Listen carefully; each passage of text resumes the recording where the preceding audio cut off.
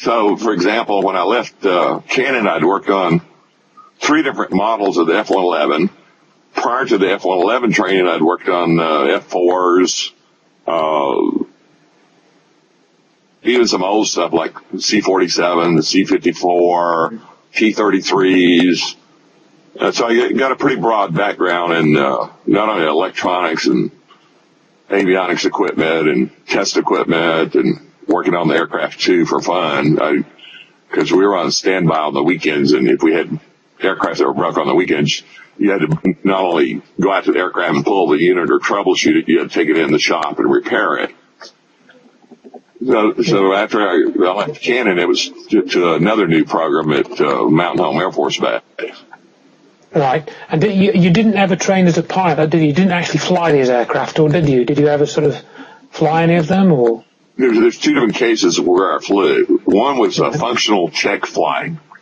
For example, if the pilot grounded the aircraft for a major problem and you repaired it, sometimes they had an extra seat.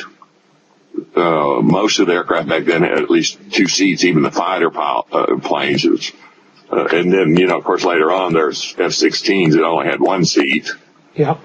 And SR-71s that only had 1 seat. But I got a ride along on a functional check flight on F-4, several different aircraft. And then when we would take up our, for example, the old C-54 that we also used in Vietnam, we'd go up there and fly with the aircraft after a major repair and check the equipment in the air and make sure everything worked.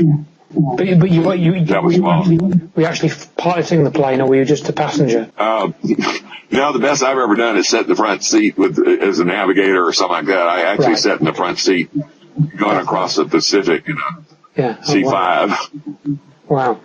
So, I mean, so you worked on all these different aircraft, and I think you said in your presentation that 1967 to 74, many of the Tactical Air Command, Air Training Command, Pacific Air Command Air Force bases, and you also, in the Vietnam conflict, were assigned to special projects in Okinawa, Kadena Air Force Base. You had an unusual experience, didn't you, which we're going to come on to later. So after Cannon Air Force Base then, the period I got here was 1967 to 74, and you worked at various different air bases, and you went out to Kadena Air Force Base in Okinawa, and we'll talk about something else about later. You also went to Udon, if I've got that right, Air Force Base, Thailand, and Ben Hoi Air Force Base. So you must have been almost traveling almost every week somewhere by the sounds of this. Well, in 69 and 71, I was TDY, temporary duty, in Vietnam. It was special operations where we flew specially configured electronics aircraft, such as the C-54 or the early C-130, to where we could fly up and down the Ho Chi Minh Trail and detect frequencies for surface-to-air missiles and intercept our communications.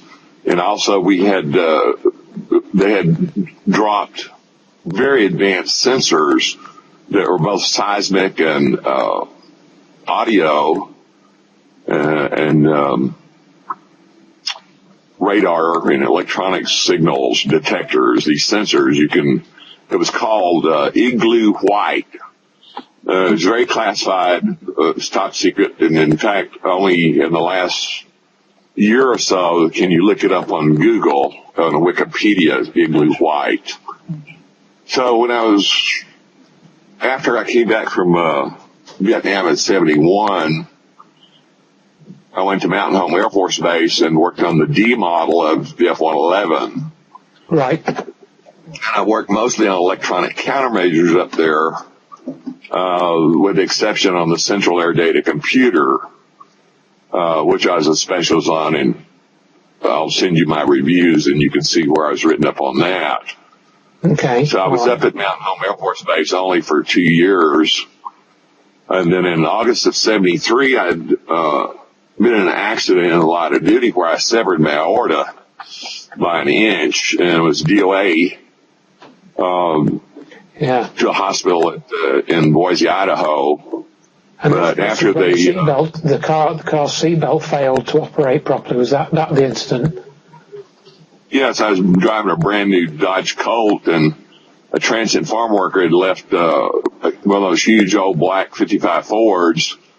He broke down and left it in the driving lane in a blind underpass at night. Oh, no. So when I came through the underpass, by the time I hit my brakes, I'd already rear-ended him. And the seatbelt didn't give out slack, and the steering column didn't collapse. I put all these scars up here. I put my head through and broken eyebrows. Put my head, lost all my front teeth. These are bridges. Wow. I felt like a horse showing my teeth. But anyway, I did some serious damage to my body. But while I was on convalescent leave, I knew they were going to try to medical board me out, medically discharge me. So I started making some calls around to colonels and people I knew, and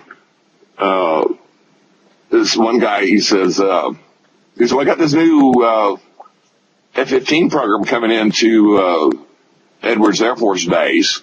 He said, I can get you out of there within 30 days or sooner if you can pack that fast. And I was still on convalescent leave they gave me a month after I got out of the hospital for convalescent leave, and I literally processed out of Mountain Home Air Force Base and scheduled a pickup of our household goods while I was on convalescent leave, and then left the base. It was like, so if they'd planned on medical boarding me out, I was already gone. And that's how I ended up at Edwards Air Force Base. And this was, I think, Wade worked under Franz Dietrich on the F-15, as you said, the F-15. That was Franz Dietrich that was there. Is that right, or is that another time? Yes. When I first got there, the old guy's name was Franz Dietrich. Right. And the guy used to kid about him being a paperclip, a goon, which I didn't even know what a paperclip was back then. I've since learned a lot more as I've got older. And I don't know if he was old enough to be paperclip or he was some paperclip German scientist's son or whatever, but he was definitely German and spoke German and English and went by the name of Frank. So he was the superintendent. I was the shop chief for the, navigation and electronic countermeasures. So I worked on the F-15, and then after we did the Streak Eagle, I was temporarily transferred over to the original B-1 program, which was later canceled by Jimmy Carter. And then for a short while, I worked on the brand new A-10 program. Was that the Warthog, was it? Was that the A-10 Warthog? Yes, the A-10 Warthog was built by Fairchild Industries. Because you had another experience whilst you were in that work, which again we'll talk about later. Reading from what you'd written before, during your military career, you were handpicked development cadre for many of the Air Force. I mean, you more or less said this already, really, but just to sort of re-emphasise that you were, handpicked, and you were involved with a number of the newest fighter and bomber development programs, which is sort of, saying B1 and the F-15 and so on. And I was intrigued to read what you'd written about the F-15, that it could accelerate straight up because it had more thrust than weight. It was the first aircraft to have more thrust than weight, which was interesting. Yes, it just one thing led to another. I mean, when we would get through testing, I was involved in research, development, flight, operation, test, and evaluation of the F-15, and then the original B-1 until the rumors they were canceling and they cut back, and then I went over to the A-10. It was just like everybody wanted me, because every time I went to a new job, I had more and more background experience, very broad background experience, and incredible reviews and awards, and reviews went by colonels and generals, and it just got to the point where I was the go-to guy Yes. And automatic test equipment, avionics, electronics countermeasures, crypto, satellite communications. It just one thing led to another. Were you also doing training? Were you training other people? With that sort of experience, I would have thought you would have been training other people. And obviously, you mentioned that you received 4,000 hours of technical training yourself. But were you sort of passing on that to other people as well at any point? My training pretty much stopped as far as me training other people after I left Mountain Home Air Force Base. By the time I got to Edwards, I was a shop chief. I was pulled out periodically for different schools. I ended up working on different systems in the 3 years I was at Edwards. I did some work at the Jet Propulsion Laboratories at Edwards Air Force Base, which is run by JPL out of Goldstone, and I think it used to be under UCLA. And that's there's certain things I can't talk about even still, but one of the most fascinating things was the massive underground tunnels that were underneath Edwards Air Force Base. And the only time I ever saw them at Edwards was when I was at the JPL facility, which was pretty close to the NASA facility. I think they call it Dryden NASA or whatever at Edwards.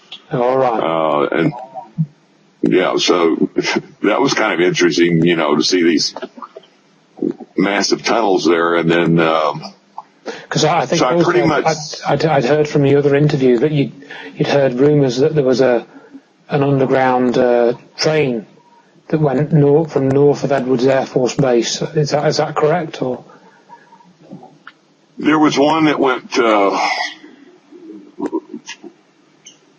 I'm guessing it was north or northeast. So the only thing in that direction would have been either Area 51 or Nellis Air Force Base.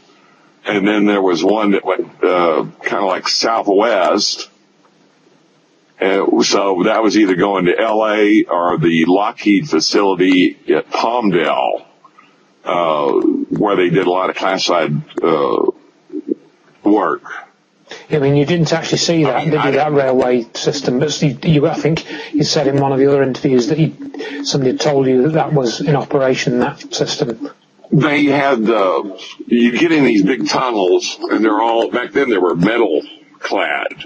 I noticed the new massive 60 feet wide boring machines, they put these prefabricated plates on the walls. I don't know what they're made out of, but back then, the plates were made out of metal, and the bottom part of the tunnel would be flat, filled in with concrete.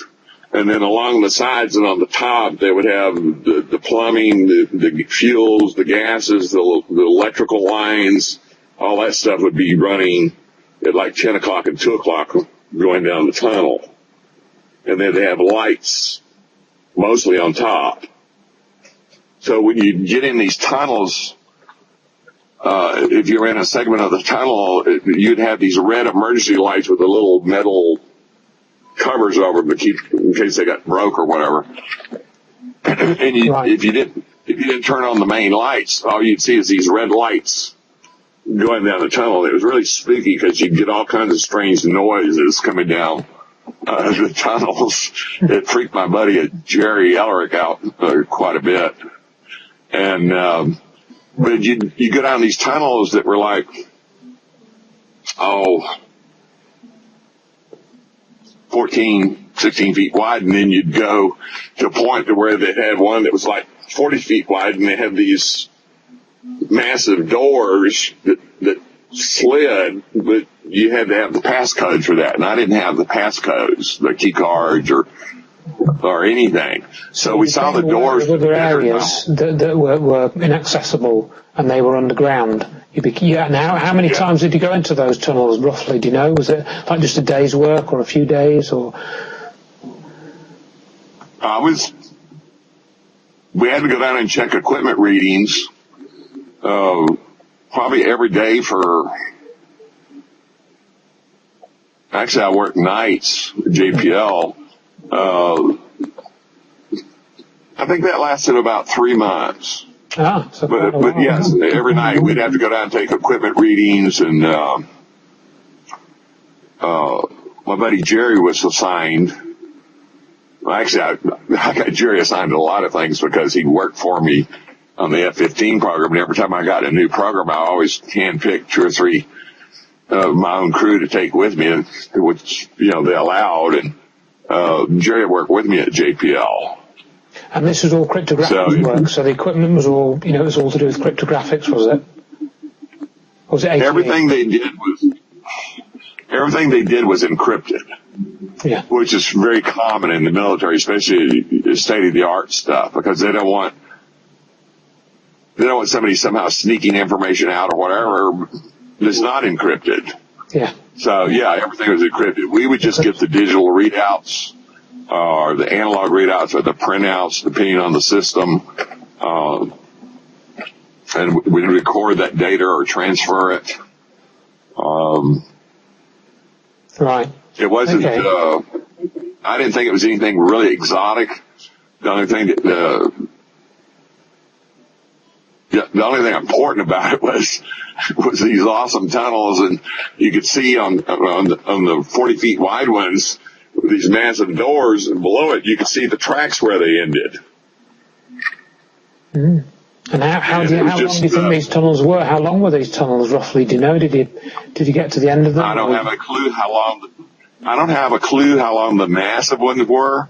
There were 2 massive doors. One, the direction seemed to be north or northeast, which would have been to either Area 51 or Nellis Air Force Base, because there was nothing else military-wise in that direction. And then the other one was either basically southwest, west or southwest, and the only place that could have gone would have been L.A. or Palmdale, the city of Palmdale in the Antelope Valley of Southern California, where they had this massive Lockheed plant, which is part of the Skunk Works, where they made classified aircraft. Mm. Okay. All right. So, obviously you're involved in many of these projects, and I think the thing that people are most interested in was when the work, this mysterious, incident where you were asked to report for a job, and then your commanding officer couldn't tell you anything about it. So I think it was in about 1977, wasn't it? Between 77 and 79. Yeah. So after I left Edwards Air Force Base in 70, I was there 73 to 76. Mm-hmm. I took a handpick team, and we transferred, went back to the F-15, transferred all our equipment, automatic test equipment, to Nellis Air Force Base, and they had built a new facility there in the avionics squadron. And ironically, Captain Sullivan, Robert Sullivan, who was my OIC at Cannon Air Force Base, had a couple of other assignments while I was at Mountain Home and Edwards. So when I got to Nellis, Lieutenant Colonel Robert Sullivan was my squadron commander. And we got along famously because his wife knew my wife. He and I played sports together, everything from track to football to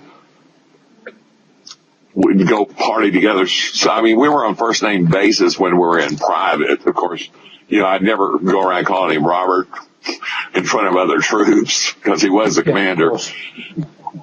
So basically we set up the F-15 operation. There are other crews that worked the flight line on the aircraft, and we set up the whole operation.